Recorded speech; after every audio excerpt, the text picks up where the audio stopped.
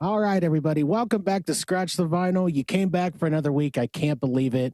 I keep telling myself that you guys are running scared, but you actually are running towards us and you want to have us embrace you. So we're going to do that. And we got another great episode for you here. Unfortunately, we don't have Mr. Chill, the Godzilla of entertainment here in Lincoln. We don't have him this week. Unfortunately, and fortunately for him, he's out there trying to win the, I don't know, poker World Series or something. Randy's a professional poker player, and he's doing that sort of thing. Brooke and I were just talking, actually. We think that he needs to win it big so that he can, take us on all these exotic trips. We can make this show bigger than like the Joe Rogan show. But until then, we're just going to keep pumping out these interviews. So first off, let's talk to my co-host, Big Red. Brooke, how the heck are you? I'm wonderful. And I have an idea. I think Randy needs to have his a bar so I can be the bartender, and it could be called Poker in the Front and Liquor in the Back. And then we could just all have it there. Or liquor in the front and poker in the back. Well, I don't know. Depends. No, I'm doing great. It's not an awful idea, honestly. Yeah. So we have a full band here today. We've been talking to them off and on. And well, Brooke has, and we decided to bring them on the show. They seem like pretty cool guys. They have a band. They're called Dirt Walkers. It sounds like they do a lot of hillbilly rock and different things, covers, originals, and that's what this show's about. We want to bring all different types of people in bands onto the show. So with that being said, let's welcome the band. How are you guys doing today? I'm doing all right. Good. So let's, you're probably looking at it in a different perspective, but let's have everybody tell us who you are and what you do in the band. Whoever wants to start. Well, I'm Justin Pookie. I play drums and backup vocals. I'm Charlie. I play guitar and bass, and I do vocals and try my best at it anyway. And I'm Moose. I also play guitar, bass, mandolin, and vocals. Designated bass player. Yeah, I'm the designated bass player when nobody else wants to do it. AKA the DB. Yes. How many instruments do you guys use in your band? Like, do you use all of them? Like, do you have maybe a tambourine that I could be a part of? You could. Oh, yeah. Actually, There's always room for a tambourine. I actually at some point, wouldn't mind bringing in somebody that could play the fiddle. So, Yeah.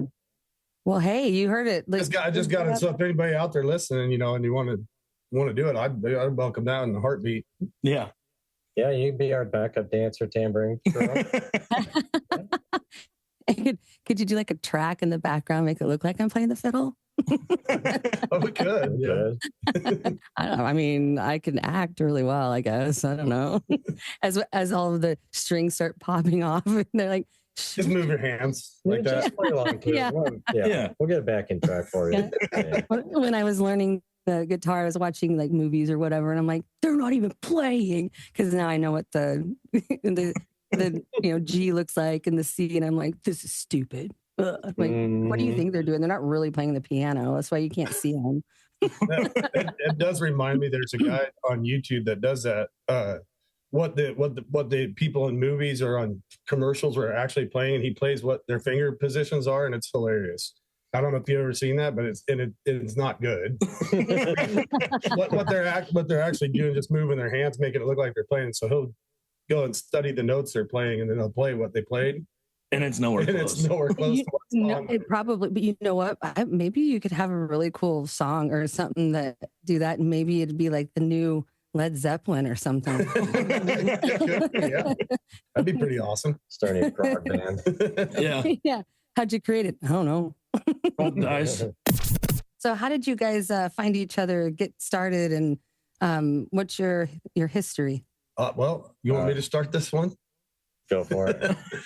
So Pookie and I actually started a metal band back in the late 90s, I think, right?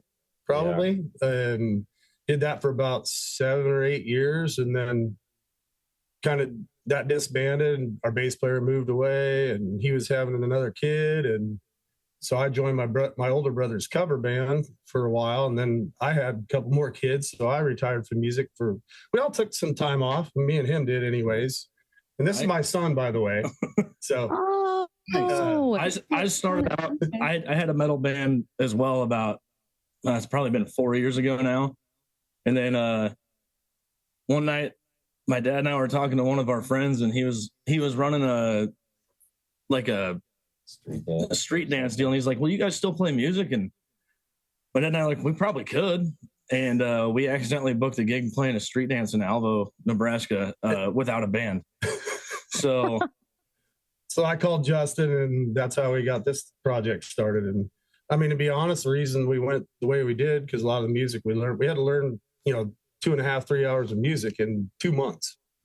So we just went with the, pretty easy stuff, easy playing stuff. And that's evolved from there a little bit. We played private shows, a Smoke Off in Palmyra. And then we do have an upcoming show like December 21st at the bar in Eagle, Nebraska, called Bailey's Local. But so it was kind of by accident, but really fun. I mean, it's been fun, and we just decided to keep it going after we played that first show, and here we are. So that's pretty cool. And metal to hillbilly rock band. Metal. It turns out the transition's easier than you think. Lyrics in a lot of the songs are relatable either way, because we do mostly like outlaw, like Hank 3, that kind of stuff. Kind of cover a bunch of unknown, like Trampled by Turtles, and a lot of dark lyrics in a lot of them. Billy Strings, we do a couple covers of his stuff, and we're not playing the popular. Obviously we're playing some popular music. New Highwayman. And, yeah. So I don't know. It's just Rising Sun. Yep. But we do things our own way. We even do some Alice in Chains songs, but it doesn't sound anything the way they do it. So I think that's really cool, because we were just talking about that with Pat that owns Gig, and he's like, I like it when we have people in there that are kind of do their own thing, and it's new, and it's not just the songs you hear on the radio, because I could turn the radio on and listen to it instead of have famous people, but you get those songs that, oh yeah, I forgot about this one, or oh yeah, this is a really good one. And it sounds like that's kind of what you guys do a little bit. And then you also are starting some original stuff as well. Is it similar kind of music, or is it like more metal, or is it going to be more of this? I think we're going to stick with the theme of what we're doing. I think. I mean, we definitely, with all of us having a metal background. Yeah, I mean, some of the stuff's a little more rockabilly, I would say, than bluegrass, I would say. But I don't know about him, but the other two were a little bit older, and doing some of that metal's a little tough anymore. Yeah. It's hard on the body. Yeah. I don't like to bang my head too much anymore. I wake up with neck cramps the next day. That's when you're going to have the dancers on the side, right? That's where let them do it. Yeah. Oh, I think the last concert I went to, and I was just kind of dancing and shaking my head. The next day I was like, oh my God. I know the feeling. It's amazing what you morph into, right? I mean, I started out in punk and metal, and then everything I play now, well, not necessarily the singles that I have out. Those are pretty rock. But a lot of the stuff that I played, I got into hillbilly bands, country bands. We did pop and all of that. So it kind of all is adjacent to it. I mean, if you think about it, musicians are pretty dark in general, right? At least the real songwriters out there. So for you guys, especially now that you guys are talking about doing some originals and everything, what's the writing process for you? I mean, who generally takes the lyrics, or are you guys all just doing it as a cohesive unit? Haven't really done any originals quite yet. We were working on one the other day. But at this point, a lot of these country covers, a lot of these songs, I've never heard. They listen to this kind of music. I really don't. So they'll come in, they'll start playing a song, and we'll just pick a drum beat. We'll see what happens here. So, I mean, I could be dead on, or it could just be this random, how did that happen, Yeah. So that's the writing process behind our covers. Anyway. Yeah. Like we do Alice in Chains, Man in the Box, and we started off trying to play it how it is, and then all of a sudden, Justin just was like, no, he's like, do this. And he started playing this drum beat, and then it just naturally kind of fell together the way, you know what I mean? And it's more of a hillbilly style, I guess. It's fun. And then the original stuff, like I have a couple songs that I've written and recorded that I brought in that we have played. We actually played live in the first one that we have played. So those are songs that I wrote just from start to finish myself. Nice. But we are kind of actively working on some things that were as a group. It kind of just the last one that we were just working on our last practice is actually an old riff from these two guys' original band, the metal band, but we turned it into a little bit of a hellbilly acoustic guitar riff. But it's almost identical riff, but we're just changing the vibe of it. So when you guys were playing years ago, I mean, you guys, you would just kind of, would you do the same thing then? Would you kind of just have your drummer rip off some, do something for you, and then you just kind of blast off from there? No, I mean, a lot of times that band, it was our old bass player and I would get together, and a lot of times just me and him, and we'd basically just riff out, and then bring it to practice and be like, hey, what do you guys think of this? And then Justin would throw a drum beat down, and our lead guitar player would throw a solo, you know what I mean? And if it worked, it worked. If it didn't, you scrap it. That's kind of how it was. Well, that's how a lot of it starts, though, right? I mean, you start with a drum beat or anything, a riff, and it just kind of goes from there. It's just kind of that's what happens for me. Like sometimes I'll play through a song and I'll play it for months and I'll get nothing out of it. And sometimes I'll write a riff or I'll have a drum beat that just strikes me and I'll start playing to it and I'll write a song in 5 minutes. So you never know how it's going to strike, but it's cool to talk to a band like you guys who've been, playing in different things and you're trying to come together. And we got the cat here. And checking it out. The cat wants to know what's going on, but it's cool that you guys are kind of in that early process, right? Where you've got a gig coming up. You're going to do some cool covers, which I dig, man. I love the idea of what you guys are saying because I feel like that's exactly the type of band that I'd want to go see. So hopefully I can make it out there. I know that's a pretty cool venue. Have you guys played there before on any other bands? No, I haven't. I have years ago when I was in it, like I said, a cover band after our metal band with my older brother. And so it's been years, but I mean, I live in Eagle actually. So I go see the music up there when they have it. And I kind of know the owner, and I've been hounding him for months to get this gig. So he finally caved in. So, because he doesn't know it, he knows me, but he doesn't know our band because we really haven't had that much exposure yet. So I just been kind of hounding him until he finally caved in and gave us a shot, I guess. So that is a good venue. I've been out there a few times, or quite a bit. I used to know the woman that owned it for a time. Natasha. Yeah. And she's in band. She's a good lady. She's a very nice person. I remember helping her out a few times, and great person. We had a lot of our friends' bands play out there. It's a good venue. And I love their taco place too. But I was, when you go ride your bike, I didn't ride my bike. I don't either. I only live about 7 blocks away, and I still drive.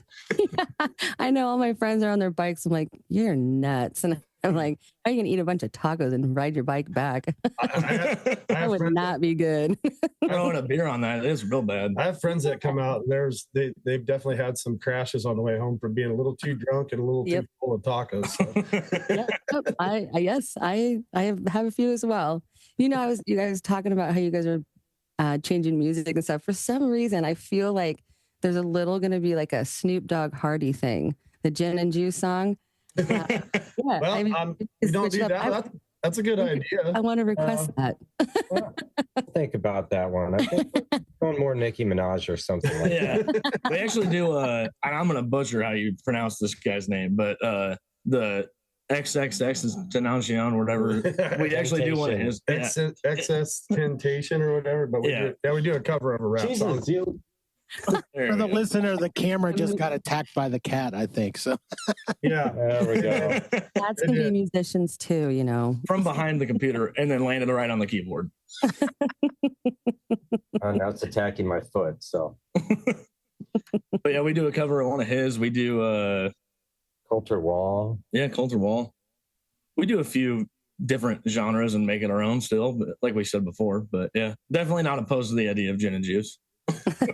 I love that song. I remember there is a hillbilly cover of that song. We do actually practice on Wednesday nights, so maybe we'll go work on that tonight.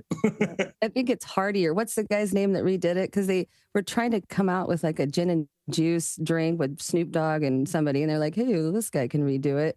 That seems like a Hardy thing to do. That would be something he would do. I guess I can't confirm that, but didn't the Gourds do it before? Gourds did. I think Hardy was they asked him, but I think Gourds were the ones that actually did the sipping on gin and juice. It is Hardy. Yeah. It is Hardy. Confirmed by Justin. It is Hardy. Confirmed by Google. Okay, so it was Confirmed by Google. Yeah. Hey, Siri, don't do it. Yeah. I mean, we were kind of working on. I guess there's a kind of a hillbilly cover of 99 Problems that we were kind of going through one day too. That It just kind of wasn't going to work out. yeah, so we kind of dropped that one. But you know, we're open to try things. You know, any genre of music, we'll butcher it. Yeah. You only wanted 98 Problems, not 99. Yeah, exactly. Yeah. 1,000 others anyway. Yeah. 1,099. So you guys, what does music actually mean to you? Like why are you musicians? Why do you decide that you wanted to do this? Was it grew up this way, or just something hit you like, hey, I want to learn the drums, or just, what does it mean to you? Why are you into it? Just kind of want to hear a little bit about that. I don't know. I mean, I'll start from my personal experience. I grew up in a music family. So I started taking piano lessons at the age of 5. My mom was a choir director at church. My dad played in the Lincoln Civic Orchestra, trumpet. He was a trumpet player. And my older brother got into playing guitar when he was in high school. So I just kind of, you know what I mean? Just grew up in a musical family. So, and music to me, I mean, it's always the great escape, isn't it? Sometimes a song, I mean, you probably know, you'll hear a song and it'll take you back to a certain time of your life that either good or bad. You can smell the smells and see the sights. So I can't speak for him. I mean, he's my son, but I'm sure his experience wasn't too much different. But go ahead. I mean, yeah, based off of that, I mean, this is my dad. So I grew up going to these guys' practices back when it was in a storage shed and on West Van Dorn. Yeah. And I don't know. I loved being around it. Same with his parents, my grandparents, always into music. I actually played trumpet for a while.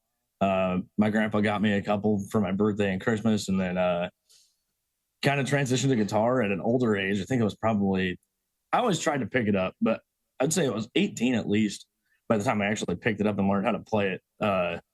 So really not that long ago. And yeah, I've always wanted to just be on stage and kind of get that feeling a little bit. Like he said, it's an escape for everything, the emotions and everything else. I started trumpet, like a lot of us did. And then by the time I got to high school, I was into music, wanted to be in a band, and, every single person plays guitar. So I'm like, which one do I want to play, drums or bass guitar? So I chose drums. And well, I've always loved drums anyway. So my dad played snare drum years ago. So he always had one tucked away that I dug out. And just after that, all of us, we just kind of progressed to whatever genre of music we liked. And mine just kind of went a little off. So what was that band, Justin, that you were in years and years ago when I first met you? Probably Palooka. It could have been. Or the Cowboys. Were you in one side? I was on one side. You weren't in that one, yeah. So, but you were in one, because I remember in Palooka, but we played a lot of shows with them. Them, yeah, because that's how I remember going there. And there was a few mosh pits where I was like, no. I can't do that one today. I can't do them anymore. Yeah. Even playing the drums, though, I feel like is like, I don't know, a big workout or like he does get up every practice like 2 or 3 times a stretch. So, well, and when they started this thing, I hadn't played in 20 years. I mean, I might have sat down a half dozen times in those last 20 years. So they dug me out. I'm like, shit, I'm going to have to start running. I'm like, I can't. Yeah, I got him back in shape. Yeah, the first couple of practices were a little rough. Yeah. When people say it's like riding a bike, you're like, no. It's like having one of those little Hot Wheels going into like a speed race or something on a 10 speed. It's completely different. Yeah, I'm sure. Oh, grab that jar of gear oil and grease me down. It's more like a triathlon, isn't it? Yeah. I can remember seeing Metallica a few times, and they had like the counter for Lars. And I know people give Lars a lot of crap, but I mean, he does play for a ridiculous long amount of time without any breaks, and he does do a good job. I don't know. I mean, do you guys like Lars, for example, or do you think that he's one of the worst drummers out there? No, I think he's perfect for that band. Right. You know what I mean? Like he's definitely not the best metal drummer out there, not even close. You know, he's no Chris Adler or anything, but you know, he's the perfect drummer for that band. I think that just things like that sometimes just kind of fall together, and that's how it is. And I'm a huge Metallica guy, by the way. I've seen him like 11 times in concert, so you kind of struck a chord with me there. So I mean, but yeah, I know he gets a lot of crap from a lot of people. You know what I'm talking about, though. I mean, he's up there, and it's not like some of those songs are short. I mean, some of those Thrasher songs and those long solos, those go on and on. I mean, that counter's going on. And this guy's not taking a single break. It's pretty amazing. No, I agree 100%. I don't think Justin could do that right now. Well, I wouldn't want to. So, well, and you know, click track or not, it's hard to keep time for that long. Yeah. You're talking about for the time, and you're keeping the same pace the whole time. Well, and then 5 minutes at a time, 3-4 hours later, however, I mean, yeah, it's a lot more work than people think, but it also gives me something to do. All right, everybody. It's that magical special time, that best time of the show in my eyes. And, well, I don't know about you, but I feel great about it. It's that great time where we run our ads.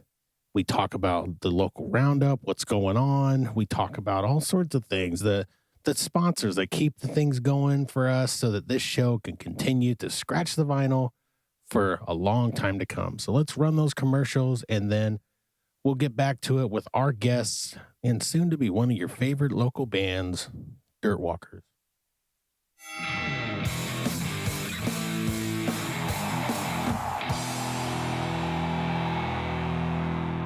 Ladies and gentlemen, boys and girls, get ready to rumble with the Ultimate Beard Care Showdown. Introducing our headliner, the one, the only, Squatch. Oh, yeah, Mean Jim. Squatch in the house, and I'm here to tell you about beard products that'll make your whiskers the talk of the town. If your beard's ready to take on the world, you need the power of our beard balms, butters, and oils, brother. That's right, Squatch. Let's kick things off with the Beard Balm of Legends. This beard balm is like a body slam for your beard. It tackles those wild hairs and smooths them out, making your beard look like $1,000,000. No sweat, brother. What's the scoop with the beard butter? Oh, brother, it's a game changer. This butter makes your beard softer than a cloud and as easy to manage as a well-oiled wrestling machine. Plus, it's got a scent that's as sweet as victory. Oh, yeah. And let's not forget the beard oil. The beard oil is the final knockout punch. It hydrates, shines, and smells like a championship belt made of cedar and pine. Your beard will be the 1, 2, 3 of any match. Where can our fans score these unbeatable products? You read my mind, brother. Head on over to elegantsasquatchco.etsy.com and grab your beard gear. And listen up. Use the code SUPERSHOW and get a jaw-dropping 20% off. That's right, 20% off. Your beard's about to go from 0 to hero, brother. That's elegantsasquatchco.etsy.com and use your code SUPERSHOW for 20%. Don't wait, make your beard the ultimate champ today.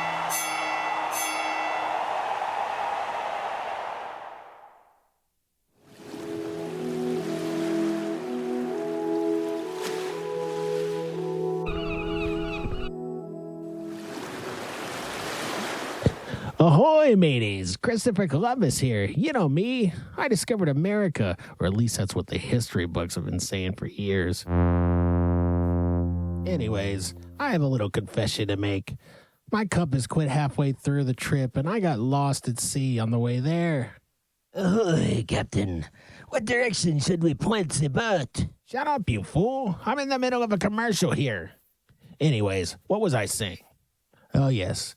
When we arrived on land there, the natives were all decked out in their cool Viking gear. They said these big, smelly, bearded guys came, hung out, then split with all their cool stuff. Aye, it was a weird day. That could have been our cool stuff. We could have claimed all this great treasure and all this pirate's plunder. But, sir, how will we steer the boat if we don't have a compass? Well, this next trip is going to be different. I'm heading to Slying Tattoo to get a compass on my hand. After that, everything is coming up Christopher Columbus.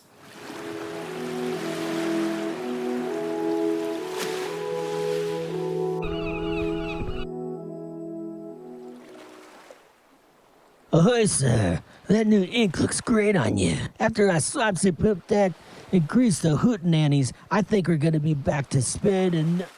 Oh, no. What is it now, you buffoon? It appears as if America's shores are just on the horizon. What? How could this be? I've been pointing my arm in the same direction for days. Well, looks like this tattoo compass is broken too. Guess I'll have to head back to Sly Ink for that dolphin lower back tattoo I've been wanting to get. Well, looks like our native friends are waving us in, but oh, wait, they don't look very happy. Well, until next time, friends, if there is one. All right, everybody, let's get to the local roundup. There's a lot going on this weekend for the holiday weekend. Let's start with Friday night at Gray's. They're going to be having the Husker game on. I'm sure the Husker game's going to be everywhere, but if you're wanting to go to a bar, just chill out, have some good drink specials, I would go there. The game starts at 6:30, so go cheer on the Huskers at Gray's Keg. Saturday night, Gray's Keg has the Medley Band at 8 p.m., so go see them. Another great band. I haven't checked those guys out yet, but I'm probably going to try to check them out this weekend, so maybe I'll see you there. And then also this weekend, there's some big things happening at the Bourbon Theater. Saturday, they've got Pearl Parade. You know that we're big fans of Pearl Parade. They've got Wicked Bones and Ivory Days. All of that, 8 p.m. Doors open at 7. They've got $10 in advance and $15 at the doors. So that's a steal if you want to go see some great live music. Heck, you could go to both of the places. I'm sure it's the best idea in town. So I would go there, and then I would also go to Gray's Keg if I were you. So that's what we have going on this week. Also, I would invite you, now that the holiday season is here and everybody's shopping, Black Friday, go to Roots Music Shop. Go buy those guitars. Go buy some vinyl. Ryan's got that. He's got other instruments there, amps, drums, you name it, he's got it. So go to Roots Music Shop, everybody. And now let's get back to our show with our guests, Dirt Walkers. Well, Justin hasn't thrown a stick at the back of my head lately, so we'll be all right. It's been a bit. What do you do when he does? What makes you throw it at him? I mean, does he hit the wrong chords? What does he do? Do you just mess with him? He won't listen to my bass drum as it gets louder and louder because he's off time or something. So then I'll just throw a stick at him instead. Yeah, it catches my attention that way. Yeah, get lost in the music and start playing your own with, screw the rest of the band. I'm playing the beat of thing my own over here, drums. so. It happens. For Halloween costume, you'd have just like a stick coming through your head There we go. We'll make it real too. Yeah. and say, I'm the drummer. You could do the drummer, and then the guy, he doesn't listen. It's like a ponytail. Yeah. Yeah. Oh, shoot. Well, you by the back of the head there. Come here, Chip. Yeah. Come here, boy. So you mentioned being a Metallica fan. Let's ask what we always ask everybody. Let's dig into the hard questions. Like, what is your collection like? Do you guys collect vinyl? Do you guys have a bunch of cassettes laying around? Do you have a shitload of CDs that you burned? Like, how do you guys consume music? Anymore, man, it's tough. I used to have a bunch of CDs. I know my dad had one of those cratefuls of cassette tapes that he only had a car that had the ability to play it. So now he doesn't have that car anymore. So I don't know where those tapes are at. But They actually got stolen by somebody because I never locked my car, and like, who's going to steal the cassettes, right? Somebody stole them, and I'm pretty sure when they opened it, they just ended up in the dumpster somewhere. So yeah, I don't really have the cassette collection anymore. So they're probably thinking it was CDs or something more viable, because this was probably early 2000s, and they stole my cassette tapes. So Maybe they didn't have any pencils to wind them back up. and I was like, I guess whatever, you can have them if you really needed them that bad. So All your Wilson Phillip tapes. Yeah, no, back then there's probably still mostly metal stuff. I mean, I got into that pretty like about sophomore year of high school, I suppose, or yeah, it was about then when Justice for All came out. I think it was about 88, somewhere around there, and then it kind of spun out. And then it was Metallica, Megadeth. Couldn't get enough Slayer, couldn't get enough, you know what I mean? And it just kind of. Then as I got older, I kind of went back to just the roots of music, like what I grew up listening to with my parents, like Zeppelin and The Who, and you really fall in love with that kind of stuff. Explore different genres, and like going into bluegrass.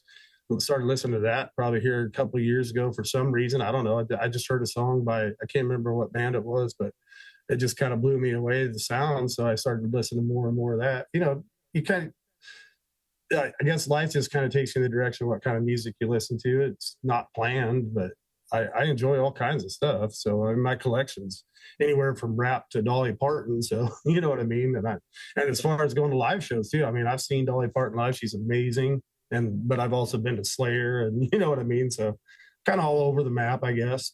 And I used to go, when my dad played in orchestra, I used to go to the orchestra concerts too. So, I mean, I don't really have a favorite anymore. I just kind of like all music. So that makes a really good musician when you're just all around, just play any instrument, play any kind of music, any genre. You know, it's just an open-minded. I mean, I really respect that. I'm just always on the quest for new music, for something else. I want to hear it all. Want to hear what's good, want to hear what's bad, and you know, just and then also from that it gives you ideas on your own. Oh yeah. I would say Justin comes into practice. We practice what, twice a week typically? Yeah. I think every practice Justin's like, oh, check out these 2 or 3 new songs, like every week. Sounds like Cain. He was always sending that stuff. I'm like, oh my God, where did you come up with this? I love it because it opens up a whole new world, and I don't have to go on some weird place and find a bunch of crap.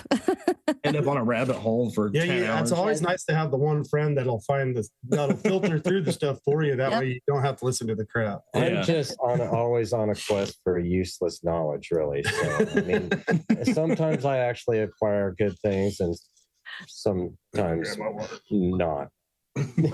Hey, I'm just like you. I got some weird shit up in this head, and I'm like, how do I know all of this? But I can't even remember my birthday. You know? Exactly. Remember, useless knowledge becomes useful knowledge at some point, right? I mean, it does. For a random conversation. Yeah, exactly. It can be useful somewhere. All of a sudden, you walk by and somebody. Oh, hey, by the way, why do you know that? And who are you, by the way? No names needed. And then you found a new trumpet player. Right. Exactly. You never know who you're talking to. The joys of today are this, and we've been talking about this for a while, is I love having the physical copy of things, right? I mean, that's why the vinyl business is so huge right now, but it's so nice to go to like Spotify or Amazon or these things. And that's where I probably discover 5 to 10 new artists a day by just looking at one artist and then going immediately to who's like them or other bands like that, and then I'll pick out 4 to 6 songs of theirs. So I mean, it is a great time for music, but it also sucks that they're ripping us off as artists. Yeah, but that's the caveat of it all, right? It's like, yeah, I love them, but they're also ripping me off with my music. I'm getting nothing. I do have a love-hate with Spotify and streaming services like that. It's so easy. I love it so easy. It's nice anybody can make money off of their stuff, but at the same time, are they really making much money off of it? Never justifies the means. You know what I mean? It never justifies the equipment unless you go on tour and you're selling merch and you're doing all this stuff. Money to be made is playing shows anymore. There's no releasing something and going, I'm going to make my money on that. And then off of albums. Yeah. And I was going to say too, the other thing that I miss with all the digital music, I mean, everything's so compressed and you lose out on that sound that you used to get from records or you used to get from 8-track. I remember listening to 8-track tapes when I was a kid, and it was just the sound's so much better. I mean, it's real. And now everything's just so, dumbed down, I guess, is for lack of words for it, I guess. Yeah. It just doesn't quite, some things just don't hit you like they used to. Well, it's just like going to a live show or listening to it at home. But I think like it's like a record and Spotify. They're 2 different things to listen to. It's like seeing it live or watching it on TV. You can still feel a little bit, but it's just different when you're there or when you have that scratchy record that you're listening to. And, it's a different feeling. It is. And do you guys think that it's the beat or the music, the lyrics? Because we talk about this all the time. Or is it a collaboration of both? I kind of think it's both. I think it depends on the song. Yeah. Sometimes it's the lyrics for me. And then sometimes there's just a beat or like something that drops throughout the song where you're like, I've been waiting for that to hit for 1:35 and I finally got that. Well, I don't know words at all. I might know the first 2 lines of a song, and after that, it's just the feel, it's the beat, it's Yeah. It's everything Yeah. for me. I mean, it's some songs that could be the lyrics that get me, but the music's still good. You know what I mean? And some songs it's musically driven and the lyrics are just a bonus. You know what I mean? But it is the whole. A lot of times it's the whole of the song. And like you were talking difference, like going to a live show and when they get the bass drum mic and it hits you in the chest and you actually feel it. I mean, there's that. It's different because you can't get that at home. Even with a record, you're not going to get that feeling of that bass drum thumping in your chest, you know. That not without pissing off the neighbors. Anyway. Yeah, exactly. But I don't know. I think it's the whole. A lot of times, the bands I'm drawn to are that I like. I guess I would explain is it's the whole band that does their part so well. That's what makes So it has to be good vocals or good guitar playing, good drumming, good and across all genres of music. It doesn't matter if you have that, then people are going to be drawn to that. Yeah, we talk about that too a lot, where you have a connection too with each other and that energy within the band, and people notice that. I mean, you could screw up the whole time, and as long as your energy is fun and you guys are having a good time and you're engaging people and you're really having a great time up there, and you can tell within each other. I mean, that's a great performance right there. And I, as a fan and, watching from a distance, I appreciate that a lot because I've been to a few where I'm like, are we at a nursing home and no one can hear or dance? And it's just kind of blah. We need to come out and check you guys out, though, because you guys say you're going to be at Bailey's, right, in December? Yeah, December 21st, yeah. That'll be fun. 9 o'clock, 8 o'clock start time. I think 8 o'clock. Yeah, I think so. Right on. I'm gonna write that down right now. Do you guys have like anywhere we can get a hold of you, like social media or anything like that, to where if we wanted to book you, or if somebody wanted you for? Ironically, you say that. I do believe Justin started us a Instagram page here just recently. So yeah, he's bringing that up. Yeah, we're at the Dirt Walkers Band on Instagram. And they can get a hold of anybody can get a hold of you if they want to. All right. And you guys do all kinds of venues. I know you do street dances, you do any kind of bars, you do weddings or anything like that. We've got all genres, we do all types. So we've got so many songs that we kind of pick and choose. All right, we're doing a wedding, I guess we'll do these songs. We're doing a street dance, Yeah, we could kind of pull some things if we don't feel it's appropriate. Like we just went through this last Wednesday and kind of dropped a bunch of songs that we played at our last live show because we're like, well, we're playing a bar, we don't want to play all these sad songs and kind of drive down the mood on a Friday night, or Saturday night, So you kind of work with people, because I know there's a few, that I've known bandmates. They're like, we don't want to do weddings because I don't want to play the chicken dance or whatever. I mean, if we had to learn it for a wedding, I think we would. And we're to the point too that we're not here trying to make it. We're not necessarily here trying to make a bunch of money. We want to break it. Everybody wants to at least break even, but we're having fun. And like the kind of music we're playing, probably not my first choice, but I'm having fun doing it. There's no pressure. Yeah, I can speak for me and him. We're both a little older, so we have decent jobs and stuff. So music is just kind of the outlet now. It's not like I'm trying to make it to LA and get a contract anymore. That dream went out the window maybe about 30 years ago. So. A couple kids ago, yeah. So I don't know. Kids can change everything. Well, they do. A little bit. For the better sometimes. I don't have any yet. I just got him. Yeah. Now you have more of a band. When people say, oh, I have a team of, football team. You have a band. Now we can just keep going. Well, You're like the Jackson 5. We're the Jackson 3. I mean, yeah. I don't know if Jackson's the right word. AKA Jackson, AKA Justin. I mean, yeah, his nickname, I call him Jackson all the time. That's his nickname to me. So that's how he's stored in my phone so. And then June would be you got June and I'm going to Jackson. We got June Carter. There you go. Little June Carter in there. That's one of the Randy, our other host. He's does karaoke, and a lot of times we'll do that song. You sing the June Carter? Yep. No, usually I do Johnny. No, I'm kidding. Nice. Then there's like the spoof of it, and where they make fun of it, and that's my favorite one. And we act out the you can always come in my back door. It's one of my favorites. Doing that at Bailey's then? What's that? Doing that at Bailey's We then? need to learn that song. Yeah. The Dewey Cox version. That whole soundtrack's amazing, honestly. I've owned that soundtrack since it came out, and it's fantastic. Like, honestly, what's crazy is John C. Reilly is actually a really good musician in general, but man, the way they spoof that, I like watching it better than Walk the Line, to be honest with you. Yeah. I mean, it's two different movies, but the same time, yes, I think I'd like the comedy one. It's hilarious.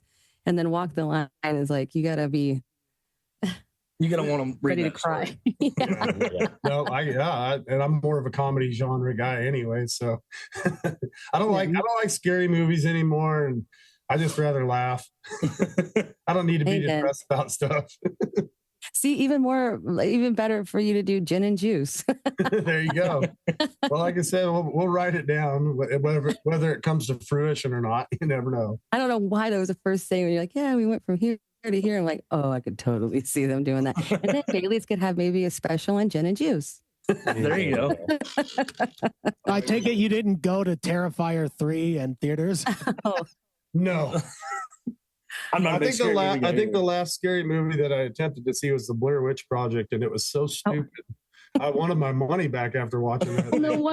No wonder you don't like scary movies. That wasn't even scary. That movie was just dumb. There was so much snot and It gave you diarrhea and nausea watching it because the camera moves so much. yes, I felt like I was gonna get sick. They're like, "Oh my god, isn't it so scary? You're puking." I'm like, "No, I can't see what the hell's going on." I have motion sickness and I didn't take a Dramamine. Why do I feel like I'm on a boat? The sad part is when it first came out, my friends and I went, and this is how dumb we were. We went at the same day 3 times that day. We went to the very first showing at the Cinema Twin, and then we went to the next showing, and then we went out and we got a soda, went to the arcade, and then we went back for the night showing and we watched it 3 times. I don't know. That's commitment. That's super commitment. That is just flat out stupid. So that's how they made all that money. For people like you. I got nothing better to do on this Friday night. Honestly, though, it was, I mean, when you really thought it was real, it was like, oh my God, like, because it was creepy. And then it was pretty much like, stop moving the camera, because it would have been good. But then at the very end, when he's standing in the corner, I was like, that was the best part of the whole movie. But it was creepy. It just, then you find out it wasn't real and you're like, oh my God. Well, so I walked out of the theater after that going, there's no way it's real. You would have heard about this. You would have read it in the news. So I don't know. I guess it just never hit. It didn't hit me right. I have more questions than answers at this point. Yes. And they didn't have a soundtrack, did they? Just her going. No, just the snot, like you said, and crying into the camera. Yeah. Yeah, I don't think I want that one. Well, that was like the beginning of the internet too, right? Like, I mean, that was like one of those major things where they hit it really hard with like a website and made it look super real. So I remember like my friends and I were like, oh my God, did you hear about this? And they're going to have a movie, and we'd go to the site and we'd see like the map of where they assumed all this stuff took place. And we were like, we got to go to Burkittsville and go to the woods and everything. And then they show up on the MTV, awards. And we're like, well, wait, how could they be alive? They died. You're dead. I saw you. Oh boy. We got off topic here a little bit. We did, but you know what? I think that's okay. And I think the point is it needed a soundtrack and it didn't, so didn't make it, I guess. Somebody should rewrite soundtrack for that movie. Honestly, I never even saw it. I can't tell you the last movie I saw, but you're right. Maybe it just needed a soundtrack. Mm-hmm. I believe that. There's always a soundtrack in my head or going through my speakers. Depends on the day. What would the soundtrack be? Here's the major question. Would it be like the Titanic soundtrack? Would it be like super sad songs? Like, what would the soundtrack to the Blair Witch Project be? But you know what, Cain? We talk about that. Like, if you took a movie and did all of this orchestra stuff, and then you took it or did rap, or then you did it or you did metal, it would change the whole movie. Oh yeah. I don't know. What do you guys think it should have, though? I think Rob Zombie. I'd hire him to write something for it. I think that's who I'd go. I think he'd come up with some cool stuff because he's kind of all over the place musically too a little bit. I mean, yeah, he's mostly metal, but I think he'd be perfect to write a soundtrack for that movie. Maybe Dewey Cox. I mean, if you could turn it into more comedy movie, then yeah. Well, the way that that's recorded with all that camera, you could easily turn it into a comedy. Yeah, I've never seen the movie all the way through. I couldn't do it. It was just. I think people would now. Yeah, but like you said, so depending on which soundtrack you went with, it would change the outlook of the entire movie. And like if the Titanic had rap music in it or metal music in it, it wouldn't be the same movie. That's right. It just be his hair that all of a sudden you just start. You're like, no, he's falling off of the Titanic. Nah, you'd be cheering for Jack to jump. Let's go. Yeah. I always thought writing a film score would be fun, though. It would be. Yes. That would be fun. Mm-hmm. I agree with that. I think it does. I know Quentin Tarantino, when he kind of bases how his movie's going to go with the first song, and he takes that and then kind of creates his movie. Because I know, I think it was in Pulp Fiction where he had that first scene, and he found that the group that did it, the music, and then he's like, okay, this is how it's going to go. And he kind of went from there first and then created it, which I thought was pretty interesting. Oh, I love Quentin though. So, and I love that soundtrack. It's probably my favorite one. Oh that's my wife's favorite soundtrack too. I think Is it? Pulp Fiction. Oh yeah, she loves it. Oh man, her and I get along great then. Yeah. Oh, well, man, I think we're going to have to start wrapping up here pretty quick. And I appreciate you guys being here. I can't wait to watch you guys perform. And I'm really hoping you do Gin and Juice. Or if you do like a little halftime. Yeah, I can get my tambourine and sing it for you. I don't want people to leave. I do know all the lyrics to it. So if you need somebody to come up and rap it. Well, I mean, it probably isn't going to be him. He forgets the words half the time anyway. Hey, I only forget the words of the same two songs and the same two verses. That's it. I got all the other ones. And we have thrown around the live karaoke band thing. Once in a while. So they may do that once in a while, just for fun. That'd be fun. I was down in Roca. They had I can't remember what the band name is, but they were down there. I remember getting up there thinking I was in a freaking band. And then I was like, that rocked. And somebody videotaped me and I was like, oh my God. Like, what was I doing? I was having some gin and juice that night. So I was a little more liquid courage. Liquid courage. But whatever. Yeah. Well, we want to thank you guys so much for coming on Scratch the Vinyl. We definitely want you guys to get a hold of us if you have other gigs. Message us anytime and we'll tell people where you're at. And I wish nothing but the best for you guys. Thank you guys so much for coming on. And unfortunately, like all good things, everybody, this good thing has to come to an end. So for our listeners, we just gave you another awesome interview with a new band. Check out Dirt Walkers.